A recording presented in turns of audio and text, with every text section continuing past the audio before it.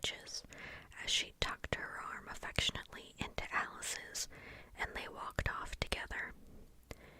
Alice was very glad to find her in such a pleasant temper, and thought to herself that perhaps it was only the pepper that had made her so savage when they met in the kitchen. "When I'm a duchess," she said to herself, not in a very hopeful tone, though, "I won't have any pepper in my kitchen at all. Soup does very well without. Maybe it's always pepper that makes people hot-tempered," she went on, very much pleased at having found out a new kind of rule. "And vinegar that makes them sour, and chamomile that makes them bitter, and barley sugar and such things that make children sweet-tempered. I only wish people knew that, then they wouldn't be so stingy about it, you know." She had quite forgotten the Duchess by this time, and was a little startled when she heard her voice close to her ear. "You're thinking about something, my dear, and that makes you forget to talk. I can't tell you just now what the moral of that is, but I shall remember it in a bit." "Perhaps it hasn't one," Alice ventured to remark. "Tut, tut, child," said the Duchess. "Everything's got a moral, if only you can find it." And she squeezed herself up closer to Alice's side as she spoke. Alice did not much like her keeping so close to her. First, because the Duchess was very ugly, and secondly, because she was exactly the right height to rest her chin on Alice's shoulder, and it was an uncomfortably sharp chin. However, she did not like to be rude, so she bore it as well as she could. "The game's going on rather better now," she said, by way of keeping up the conversation a little. "'Tis so," said the Duchess, "and the moral of that is, oh, 'tis love that makes the world go round." "Somebody said," Alice whispered, "that it's done by everybody minding their own business." "Ah, well, it means much the same thing," said the Duchess, digging her sharp little chin into Alice's shoulder as she added, "and the moral of that is, take care of the sense, and the sounds will take care of themselves." How fond she is of finding morals in things, Alice thought to herself. "I dare say you're wondering why I don't put my arm around your waist," the Duchess said after a pause. "The reason is that I'm doubtful about the temper of your flamingo. Shall I try the experiment?" "He might bite," Alice cautiously replied, not feeling at all anxious to have the experiment tried. "Very true," said the Duchess. "Flamingos and mustard both bite, and the moral of that is, birds of a feather flock together." "Only mustard isn't a bird," Alice remarked. "Right, as usual," said the Duchess. "What a clear way you have of putting things." "It's a mineral, I think," said Alice. "Of course it is," said the Duchess, who seemed ready to agree to everything that Alice said. "There's a large mustard mine near here, and the moral of that is, the more there is of mine, the less there is of yours." "Oh, I know," exclaimed Alice, who had not attended to this last remark. "It's a vegetable. It doesn't look like one, but it is."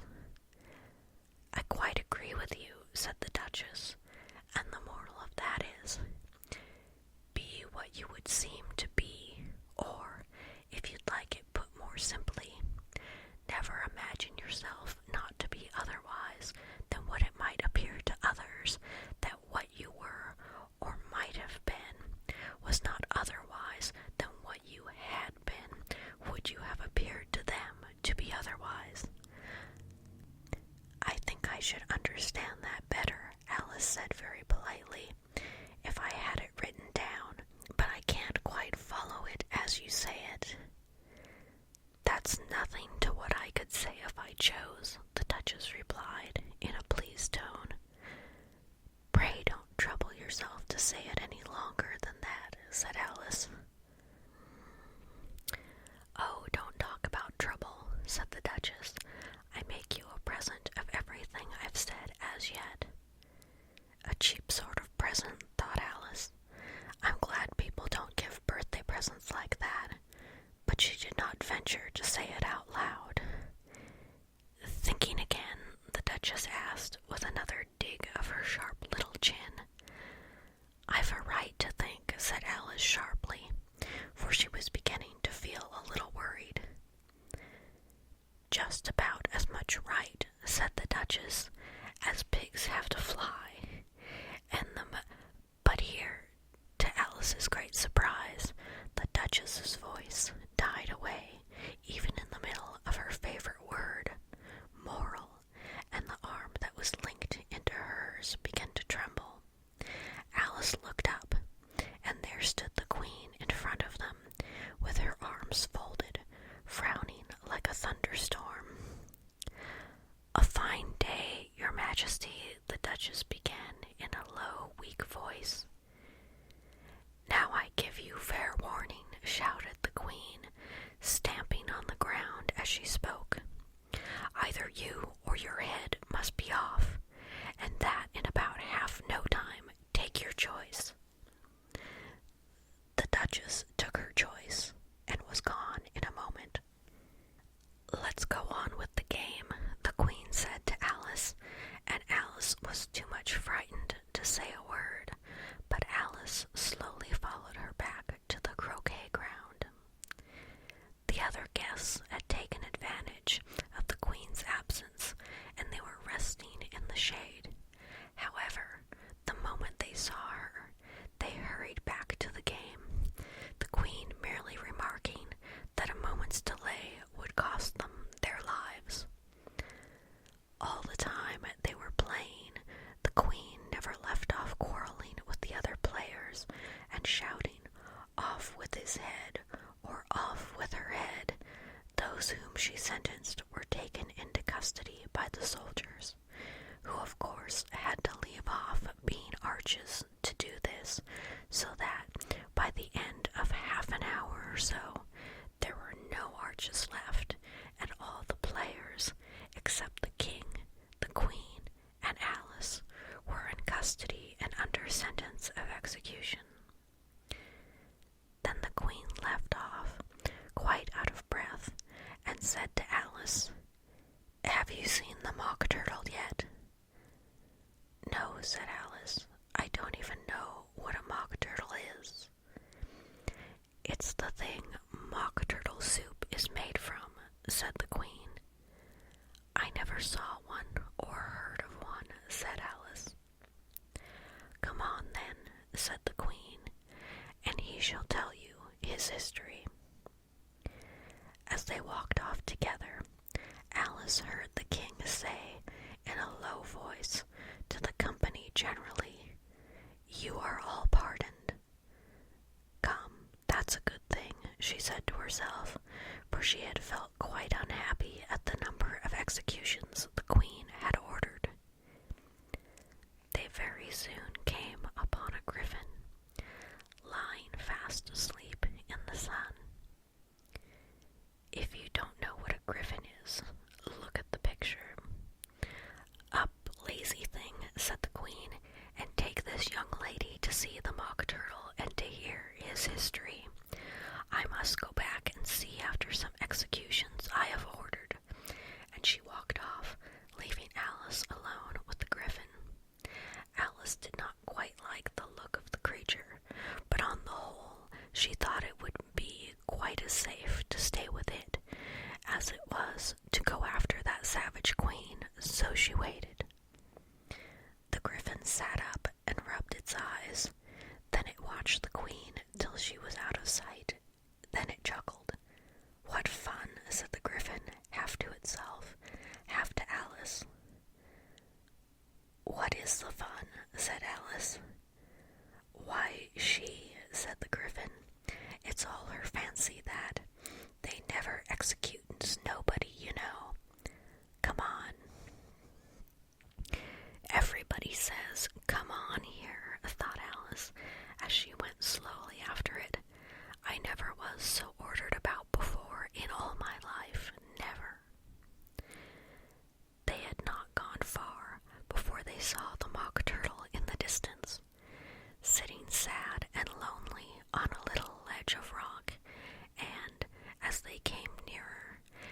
Alice could hear him sighing as if his heart would break. She pitied him deeply. "What is his sorrow?" she asked the Gryphon, and the Gryphon answered very nearly in the same words as before. "It's all his fancy, that. He hasn't got no sorrow, you know. Come on." So they went up to the Mock Turtle, who looked at them with his large eyes full of tears, but said nothing. "This here young lady," said the Gryphon, "she wants for to know your history, she do." "I'll tell it her," said the Mock Turtle in a deep, hollow tone. "Sit down, both of you, and don't speak a word till I've finished." So they sat down, and nobody spoke for some minutes. Alice thought to herself, "I don't see how he can ever finish if he doesn't begin." But she waited patiently.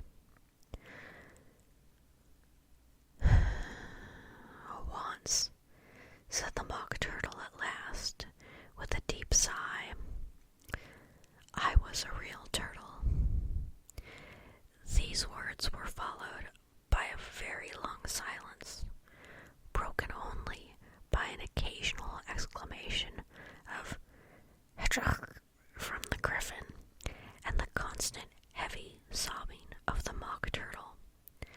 Alice was very nearly getting up and saying, "Thank you, sir, for your interesting story," but she could not help thinking there must be more to come, so she sat still and said nothing.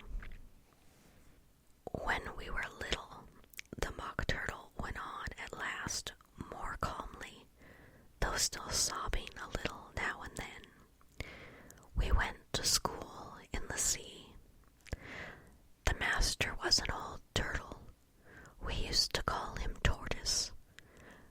"Why did you call him Tortoise, if he wasn't one?" Alice asked.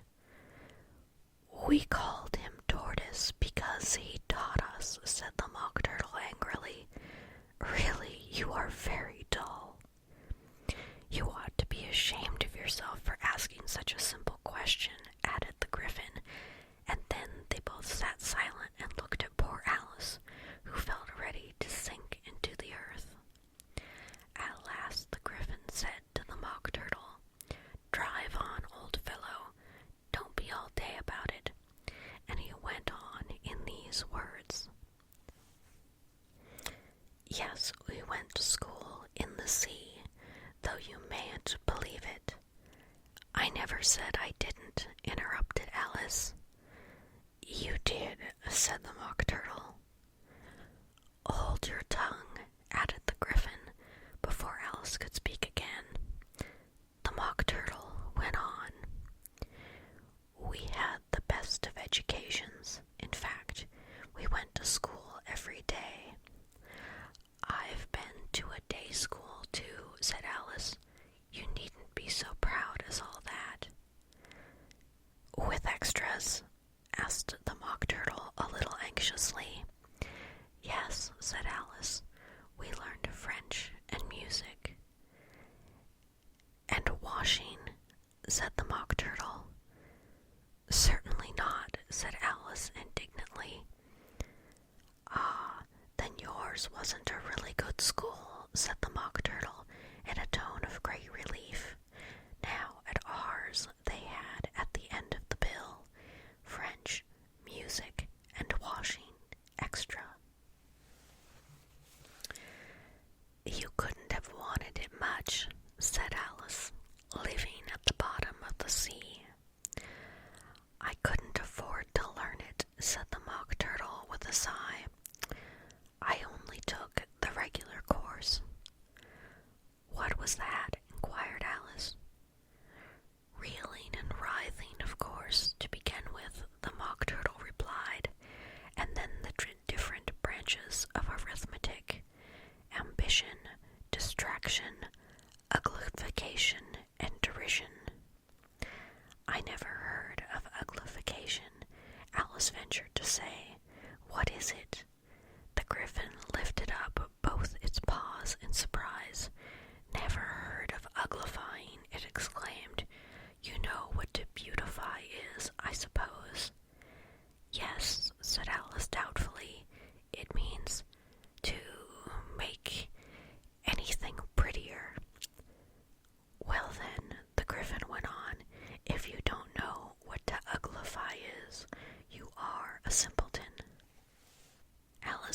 didn't feel encouraged to ask any more questions about it, so she turned to the Mock Turtle and said, "What else had you to learn?"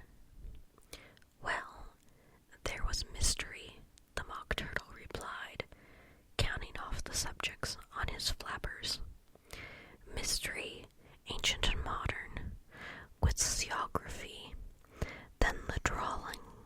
The drawing master was an old conger eel that used to come once a week. He taught us drawing, stretching, and fainting in coils." "What was that like?" said Alice. "Well, I can't show it to you myself," the Mock Turtle said. "I'm too stiff, and the Griffin never learned it." "Hadn't time," said the Griffin. "I went to the classical master, though. He was an old crab, he was." "I never went to him," the Mock Turtle said with a sigh. "He taught laughing and grief, they used to say." So he did," said the Griffin, sighing in his turn, and both creatures hid their faces in their paws. "And how many hours a day did you do lessons?" said Alice, in a hurry to change the subject. 10 hours the first day," said the Mock Turtle. 9 the next, and so on. "What a curious plan," exclaimed Alice. "That's the reason they're called lessons," the Griffin remarked, "because they lesson from day to day." This was quite a new idea to Alice, and she thought it over a little before she made her next remark. "Then the 11th day must have been a holiday." "Of course it was," said the Mock Turtle. "And how did you manage on the 12th?" Alice went